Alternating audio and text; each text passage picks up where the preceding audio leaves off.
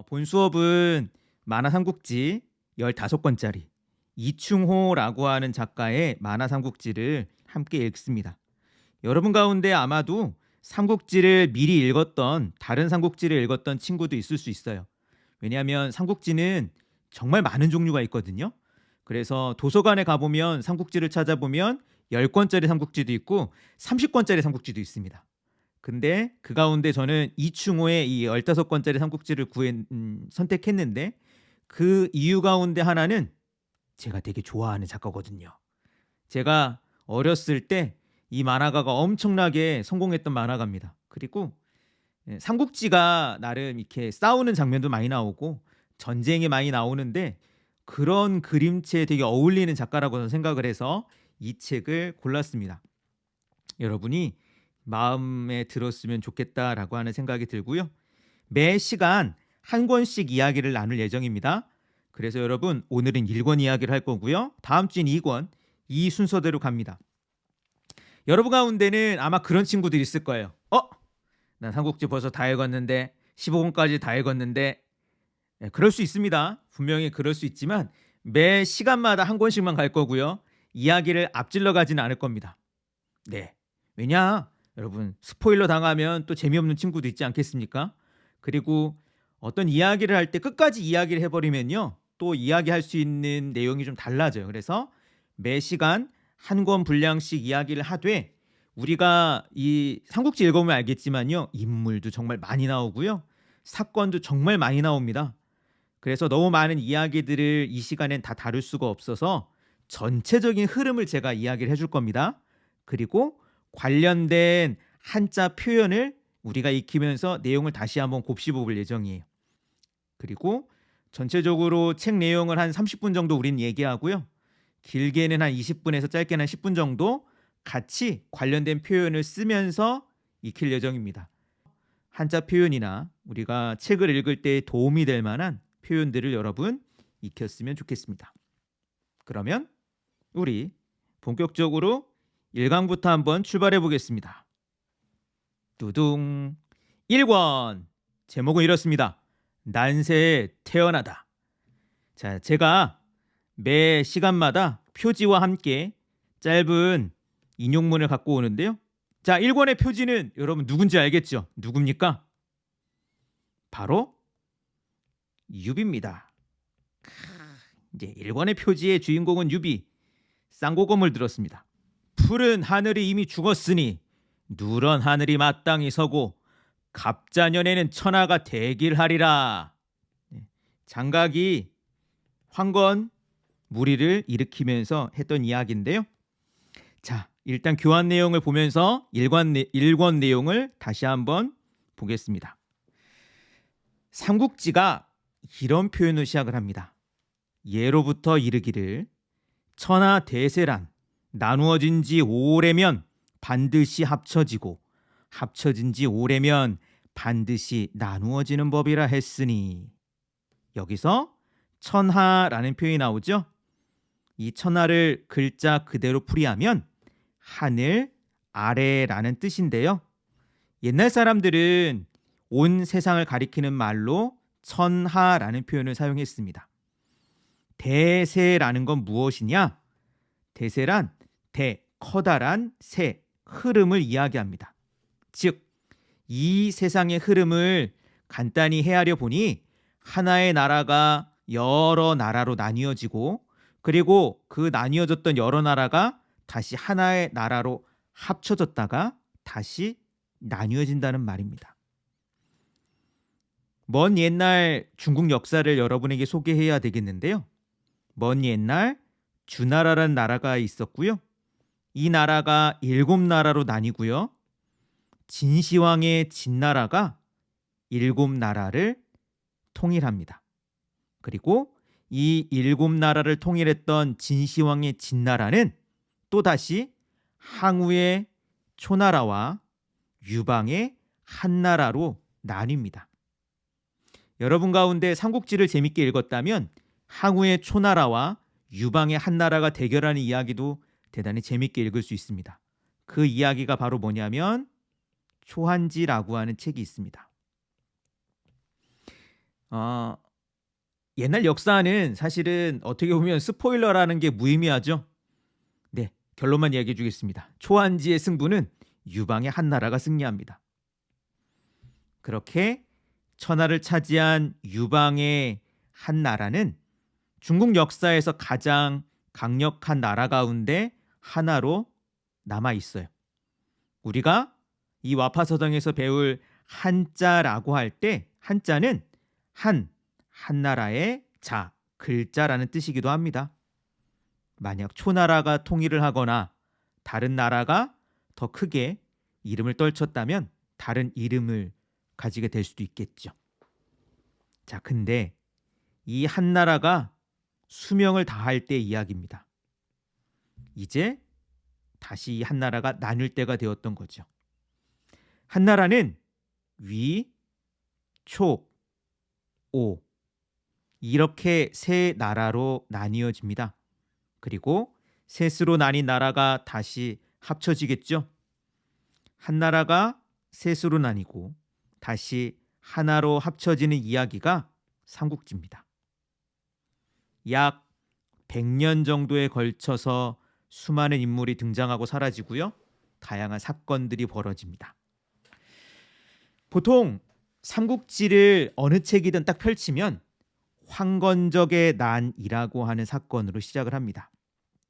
황건적의 난 할 때 황건은 무슨 뜻이냐면 누런, 수건이란 뜻이에요. 이들은 이렇게 이야기합니다. 푸른 하늘은 죽었다. 누런 하늘이 새롭게 등장할 것이다. 그래서 머리에 누런 수건을 둘러쓰고 이곳 저곳에서 무기를 들고 일어납니다. 언제 일어난 일이냐? 실제 역사에 있었던 일입니다. 184년. 지금으로부터 대충 1800년 전에 벌어진 일이죠. 이들이 말한 푸른 하늘이라고 하는 건 바로 한나라를 의미하고요. 누런 하늘이란 이 한나라가 무너지고 등장할 새로운 나라를 말합니다. 자, 이렇게 어지러운 상황 속에서 백성들의 삶이 엉망이 되겠죠. 곳곳에서는 백성들이 고통을 받습니다. 관리들은 자기 입속을 챙기기에 바쁘고요. 백성들이 힘드니까 태평도라는 종교를 따르면서 마음의 위안을 얻어요. 이 태평도를 이끄는 인물이 누구냐? 장각입니다. 장각의 이야기를 들어보니 이렇습니다. 장각이 산속에서 신선을 만나 귀한 책을 얻었대요. 그리고 이 책의 비법을 익혀서 도수를 쓸 줄 알게 된답니다. 이는 부적을 써서 백성들의 병을 고치기도 하고 그럴 수 있었대요. 그래서 장각을 따르는 백성이 수십만에서 수백만까지 불어났다라고 합니다. 그래서 그가 이제 이야기하는 거죠. 푸른 하늘이 이미 죽었으니 누런 하늘이 마땅히 서고 갑자년에는 천하가 대길하리라. 장각을 따르는 백성들이 이렇게 노래를 부르며 새로운 나라의 출현을 바랐습니다. 그렇게 곳곳에서 누런 수건을 쓴 무리들이 일어나는 것. 그걸 바로 황건적의 난이라고 하죠. 자, 근데 여기서 생각을 해보면 이 황건적이라고 할 때 이 적은 나라를 어지럽히는 못된 무리란 뜻입니다. 근데 또 생각을 해보면 아니 백성들이 못된 사람이야? 아니 나라가 어지러우니까 일어났을 거 아니야. 나라를 잘못 다스린 황제나 관리들이 나쁜 놈이지. 그래서 이 사건을 황건기의, 황건적 무리의 기의, 의로운 움직임이라 부르는 사람들도 있습니다. 자, 오른쪽에 있는 이미지는요. 제가 삼국지 게임이 있습니다. 삼국지 게임에서 갖고 온 이미지인데요. 여기 보면 이 인물이 바로 누구겠습니까? 바로 장각입니다. 그리고 여기는 푸른 하늘이 이미 죽었다라고 하는 깃발을 이렇게 써놓고 있네요. 자, 여러분 한번 연필을 들어서 황건기의라는 표현을 한번 써보도록 하겠습니다. 오늘은 의자를 많이 쓰게 될 텐데요. 한자를 쓸 때 기본적으로 한자는 우리가 쓰는 한글과 쓰는 순서가 똑같습니다. 위에서 아래로, 왼쪽에서 오른쪽으로 천천히 한번 써보고요. 쓰는 거를 우리가 같이 쓰는 시간이 하는 이유는 제가 생각할 때 여러분이 쓰는 시간들이 평소에 많이 없어요. 그랬을 때 이번 시간에라도 천천히 한번 써보면서 글자들과 친해졌으면 좋겠습니다. 다 쓰면 이야기를 해주고요. 혹시라도 너무 복잡해요 라고 하는 글자가 있으면 알려주세요. 제가 어떻게 써야 되는지를 알려주겠습니다. 여러분들이 어떤 표현들이 익힐 때 그 글자 하나하나를 기억하는 것이 아니라 그것이 쓰였던 다른 단어들이나 표현들을 생각해 보면 우리 일상에서 다양한 표현들을 한번 떠올릴 수가 있기 때문에 그렇습니다. 자, 황건무리는 건. 이때 건자는 우리가 수건할 때 건자랑 같은 뜻이에요. 그래서 머리에 누런 수건을 이렇게 머리에 짊어질 쓰고 막 일어났던 사람들이 있었습니다. 그렇게 나라가 어지러운 가운데, 근데 안타깝게도 이 한나라는 너무 허약해졌어요. 그래서 이 황건무리를 감당할 힘이 없었습니다. 그 대신 곳곳에서 황건무리를 몰아내겠다라고 군대를 일으킨 사람들이 있었죠. 대표적으로 우리가 일권에서는 세 영웅을 만납니다. 첫 번째, 야심만만한 조조가 있었죠. 그는 어지러운 시대 속에서 새로운 길을 찾는 인물이었습니다. 붉은색으로 치장하고 군대를 모아 황건군을 상대했답니다. 한편 남쪽에서는 손견이라는 용맹한 인물이 군대를 일으킵니다. 별명이 있습니다. 강동의 호랑이라고 불리는 아주 용맹한 인물이었습니다. 이들은 곳곳에서 승리를 거두고 명성을 떨쳤죠. 조조, 손견과 어깨를 나란히 할 인물이 있죠. 바로 유비. 유비는 누상촌이라고 하는 작은 고을 출신이었어요. 이 누상촌에는 커다란 뽕나무가 있었답니다. 가지가 축 늘어져 있는 게 마치 황제가 타는 수레 위에 덮개 같은 모양이었다고 합니다. 유비는 그 나무를 보면서 황제가 되어 덮개가 있는 수레를 타야지 라고 했답니다. 근데 여러분, 사실 이게 이야기 속의 뭐라고 할까요? 그거기 때문에 그렇지 이거 함부로 얘기하면 안 되는 겁니다. 여러분 생각을 해보세요. 이게 예전에 황제가 있는 시대잖아요. 내가 황제가 되어야지. 그럼 어떻게 됩니까? 네, 죽습니다. 근데 사실 유비는 여튼 꿈이 큰 사람이었던 것 같아요. 그걸 이야기할 정도는 아니었는데요. 왜냐? 유비의 집안은 되게 가난했고요. 보잘것없었습니다. 그리고 아까도 얘기했지만 황제는 아무나 될 수 없는 겁니다. 근데 이렇게 어지러운 시대에 유비는 그 자신의 꿈을 펼쳐볼 기회를 얻죠. 그리고 우연히 두 명의 인물을 만납니다. 바로 관우와 장비를 만나죠. 유비, 관우, 장비 이 셋은 함께 마음을 모아 형제가 되기로 약속을 합니다. 복숭아 꽃이 흩날리는 동산에서 형제의 약속을 맺는데요. 여러분, 제가 찾아보니까 궁금하더라고요. 복숭아가 언제 피지? 복숭아 꽃이? 찾아보니까 3월 말에서 4월 초에 핀답니다. 이때쯤인 거예요, 여러분. 이때쯤에 도원 결의를 맺는 겁니다. 복숭아, 원, 동산에서 결, 약속을 합니다. 형제가 되기로. 그들은 이렇게 약속하죠. 비록 우리가 같은 날에 태어나지는 못하였으나 죽는 것만은 같은 날에 함께하기를 바라오니 하늘이시여, 이 마음을 굽어 살피시어 만약 우리 중에 의리를 배반하거나 은혜를 잊는 자가 있거든 하늘의 뜻으로 그를 벌해 주소서. 유비, 관우, 장비 이 셋은 성씨가 달랐습니다.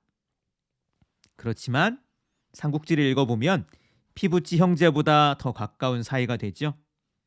그리고 이 셋은 서로 의지하며 삼국지 무대 위에서 크게 활약합니다.